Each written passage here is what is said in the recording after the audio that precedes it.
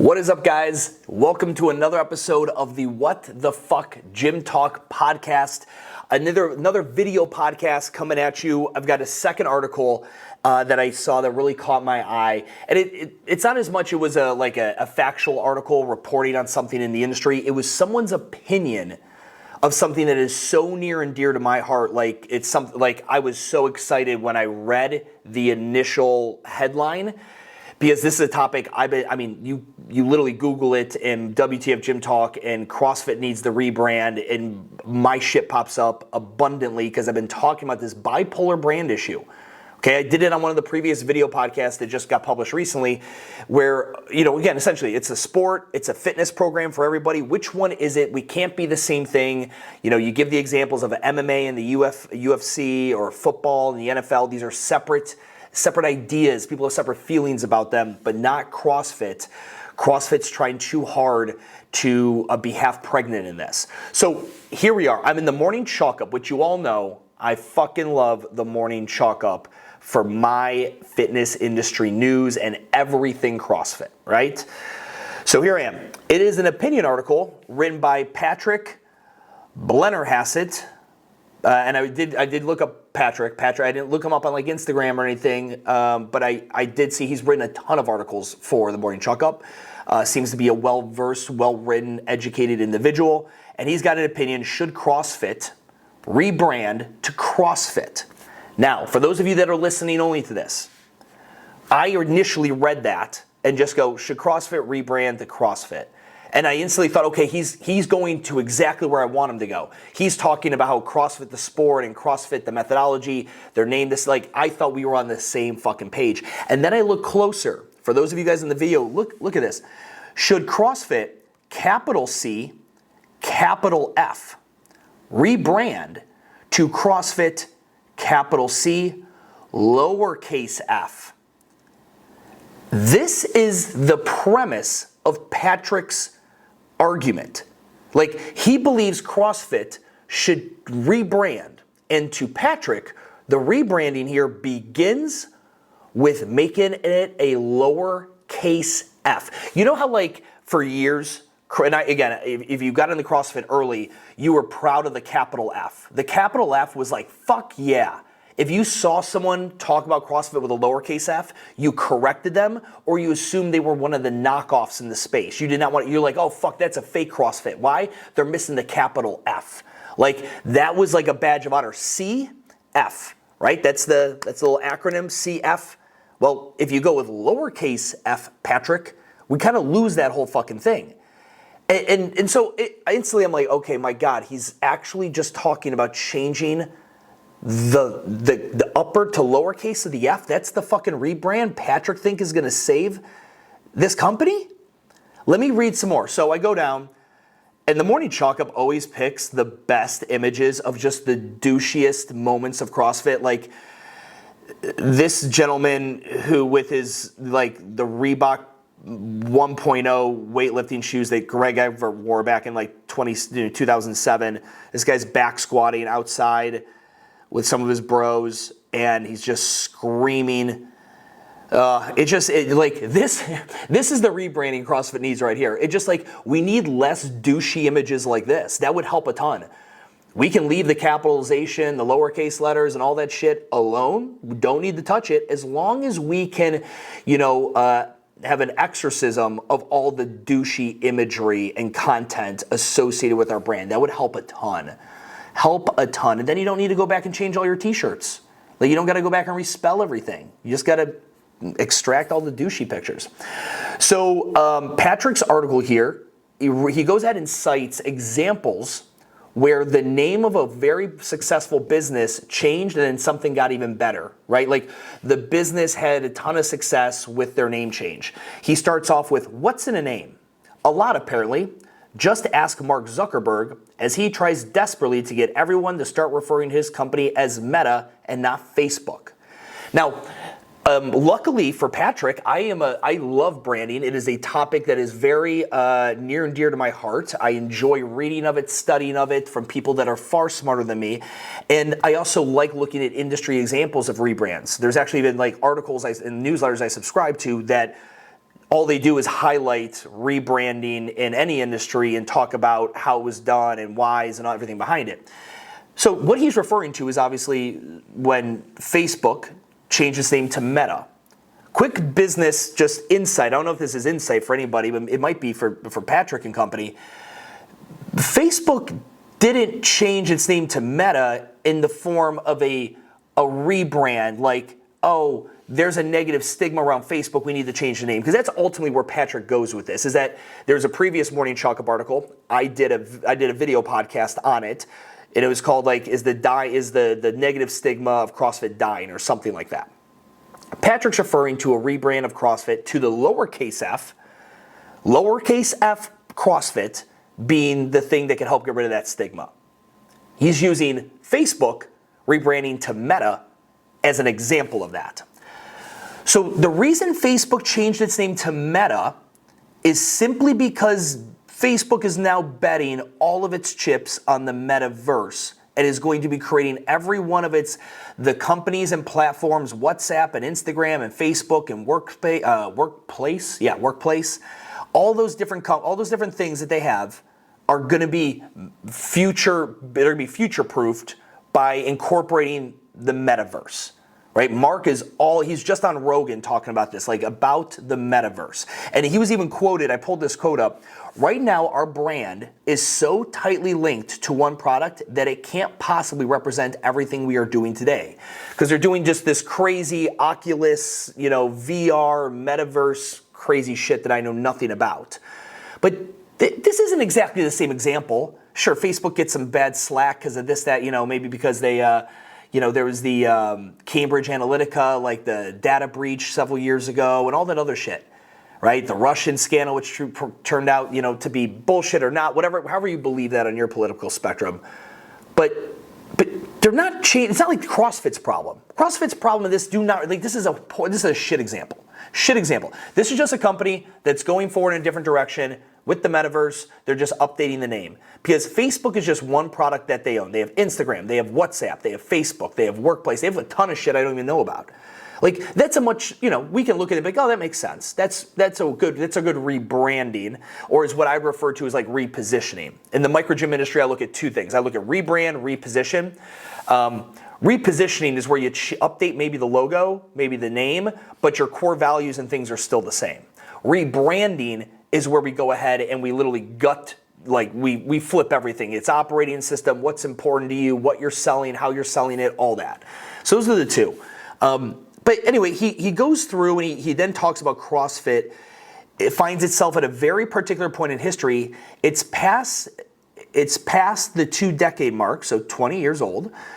It's undergone a massive leadership change. If you don't know, CrossFit has been playing musical chairs with the C-suite members of the company. People getting brought in and then leaving and brought in and leaving. I'm gonna do a separate podcast on that because that's definitely interesting. But he just kind of talks about CrossFit's undergoing a bunch of changes. There's a lot of uncertainty around the brand. Obviously, a lot of criticism from the summer of Glassman and his Floyd 19 tweet and all that fun shit. But he goes and gives another example on the branding spectrum in a different industry that I also didn't think was a great example. He does Apple. So for those of you guys who don't know, Apple rebranded from Apple Computer to Apple. Okay, so they were Apple computers. They had if you ever saw it looked like the gay apple, right? It was the rainbow apple. It just had all the different shades of the rainbow inside the apple, and that's how it always was. And that was a big part because they were one of the first ones to have color screens back in the day. If you owned a computer back then, and I'm really aging myself here, you just maybe had like a green MS-DOS screen, like a Windows product that was not colored, like not a color monitor. Apple had a lot of the colors, blah, blah, blah, blah. But Apple's rebranding from Apple Computer was simply Steve Jobs coming in and saying, we're going to do way more than computers. We don't want to limit ourselves by saying we're Apple Computers. We're just going to be Apple. And that's the essence of that rebranding with Steve Jobs. According to Patrick, Apple, went ahead and rebranded. They got a new Apple logo and it dropped the colors from the palette. He's 100% right about that. And we all know what happened next. The company went on to branch out into things like iPods, iPads, phones, and has now basically left competitor Microsoft in the dust and become the most iconic technology company of all time. He's not wrong. Like, that's 100% right. I don't think, again, that's the same. Like, what else is CrossFit going to branch out into? They're already in education. They're already in licensing gyms. They're already in sport and competition to one of the higher levels, right? They're already in the merchandising. Like, what else are they going to branch into? So, like, Apple obviously went from the computer to iPod, and then obviously the fucking, the world's changed with all the products Apple has. How is this example relative to CrossFit? Maybe Patrick knows something I don't. Maybe there are other things coming down the pipeline from CrossFit that didn't exist previously. Again, not a great example to back up the lowercase f argument, in my opinion. There's a paragraph where he goes into, while CrossFit doesn't have any direct competitors, sans smaller companies that are somewhat similar, like High Rocks or even obstacle course racing. So if you're not familiar, there's like DECA and High Rocks and a bunch of different like obstacle course wannabe CrossFit-like brands or inspired from CrossFit-like brands that he's referring to. But that statement, CrossFit doesn't have any direct competitors? Yeah, tell that to the 16,000 fucking CrossFit affiliates. CrossFit has tens of thousands of direct competitors. Not only in like the key brick and mortar players, all your franchises, your F45s, your Orange Theories, your Barry's boot camps, all of that, but also with the online models that have popped up in 2020 and people realizing I actually need about $2,000, dollars worth of good equipment in my garage and a great community like street parking or chalk or functional bodybuilding or Paragon training methods, and I don't need to pay a CrossFit box to go there and have to listen to people fucking chat about their favorite callus removal methods while rolling out on the foam roller for 2.5 hours after class ended without shoes on. And oh man, CrossFit doesn't have any direct competitors. That's fun. That's a lot of fun. I don't think that's going to land well for a lot of the affiliates out there that are struggling to combat the Planet Fitness on one side of town, the OTF or the F45 in front of them, the new the Metabolic behind them, or whatever fucking boutique other sophisticated franchise model is popping up. But Patrick seems to think there's no competition for CrossFit. There's none whatsoever, because there's nobody else at all doing burpees, box jumps, rowing, and pull-ups. Nobody else is doing that, which, again, like, that's what, CrossFit, like, they've got the trifecta. We call it a hat trick. The coaching, the community, and the programming. Nobody has that. No one. So he's definitely right about not having competitors. He talks about how CrossFit hasn't updated their website look in forever, and that dropping the capital F from the name is another small adjustment the company could make that might speak bigger volumes than one might think. Patrick, I'm intrigued. Tell me more. Don't fucking just tickle my fucking branding taint and then just stop the sentence like that. What do you mean it might speak bigger volumes? Give me some depth to that, Patrick. Well, Nike, according to Patrick, is a good example of this. As in '95, the already iconic brand dropped the actual word Nike from its logo in marketing materials, transitioning to its now iconic swoosh that is easily identifiable to pretty much anyone on the planet. Should CrossFit dump its wording logo for an actual logo? Both Pepsi and Coke have undergone similar name to logo transitions, looking to change with the times and create a new ideology for the company simply by changing how they look to customers on the surface. Okay, again, if Patrick agrees that CrossFit needs a rebranding and that it's got a stigma around it, and that the games and the fitness methodology are two conflicting concepts to have the same name, we got to understand that changing the lowercase f, going with the lowercase f, is not enough. But when we look at examples of this, again, I think Nike is a shit one. So I think I said 95 earlier about when Apple changed their logo. That was 100% wrong. That was 97. This is 95 when Nike drops the word Nike, Nike, it just goes with the swoosh. But I want everyone to realize it wasn't because they had to fix a problem. It's because at that point, Nike was such a globally iconic brand that the swoosh was easily identifiable. And what every brand is, and this is, again, here's a little insight branding for everybody. Companies, when they get to higher levels of sophistication, excuse me, they want to minimize their actual mark element. Because what that means is that more and more people are instantly able to associate the word or the mark, okay, with the company. And that means you've been successful, right? There's no company out there that is like, has gotten to that position of where, man, we used to be, Big Ryan's awesome lawn mowing service, and now we're just we went to Big Ryan's, and now we're just Ryan's, right? Like that's the key, is like to start chopping off the words in your logo and your everything from your marketing, and to get more streamlined over time because people are familiar with what it is you do. Like that is in essence what every good brand ultimately wants to do. We have to explain what it is we do a ton in the beginning when nobody knows us. And then as we develop brand awareness, we can start chopping away at some of the elements. Some of they could be our digital and assets of the brand, like the Nike with the swoosh underneath it. That just became redundant. There was no need.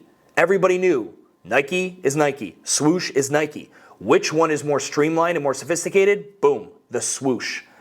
Right? So that's why Nike did that. That is just a result of becoming such a globally iconic brand. You no longer need to have the redundancy of the two. This CrossFit problem we have here is not related to that whatsoever.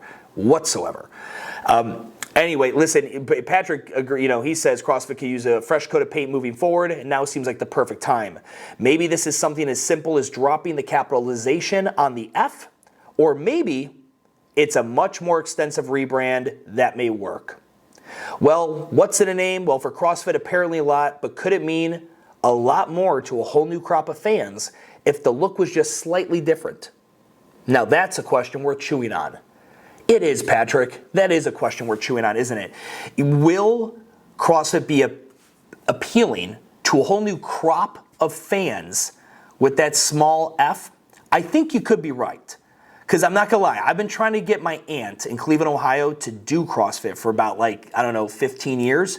And every time we get the conversation, I see her at Thanksgiving. She's like, you know what? Fuck that. There's something about the big F. I get in the parking lot, I'm about to walk in, and I just look at that neon sign with the big F, and I'm just like, fuck you, and I get in my car and drive out, Stuart. If they get to the lowercase f, though,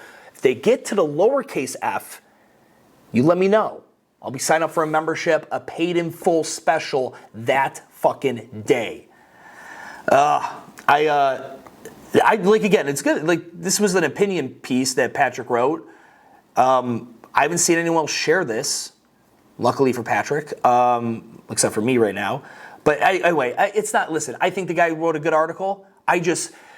I think the conversation here, someone who's obviously educated like him, he writes a ton, or from anybody, I would love to see people other than me making conversations of CrossFit suffering from being a bipolar brand and recommending strategies and ideas as to how to decouple the games and the fitness program that happens in the affiliates. There's no way that conversation's not being had at HQ. But I don't know. Maybe this is the conversation. I mean, Patrick works for the Morning Chalk Up. The Morning Chalk Up in CrossFit, they're tight. Like a fucking 9-year-old. Like, that was inappropriate. I'm sorry. They're fucking tight. You get it? Like, they're in cahoots, right? That's where they get their information from. Without CrossFit, the Morning Chalk Up does not exist. It is a exclusively CrossFit-based publication. And without CrossFit, the Morning Chalk Up would need to rebrand. There would need to be a fucking rebranding to the Morning Chalk Up if they lost CrossFit. And it wouldn't be just changing the capital C to a lowercase c, right? They'd actually have to do an actual rebrand, just like I believe CrossFit needs to. Not a repositioning, not an adjustment of their logo and a modernization of how they appear digitally, but an actual fucking rebrand. looking at what's going on the operating system on the inside, what they're going after, who their avatar is, how they get their word out, how they fulfill their service, all that shit. So what do you guys think? The CrossFit rebrand, would you be content with just the lowercase f going, being present and, given that big, obnoxious uppercase F, the boot?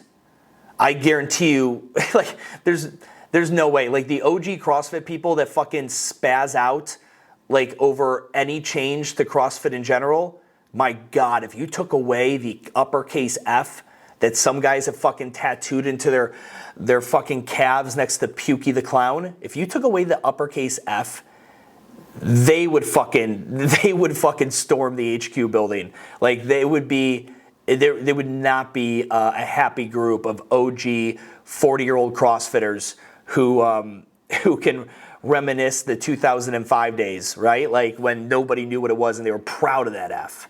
We fucking put blood, sweat, and tears to have that goddamn F, and you're gonna try to take it away from us, Patrick. All right, that's all I got, guys. Until I talk to you in the next podcast, have a great fucking day.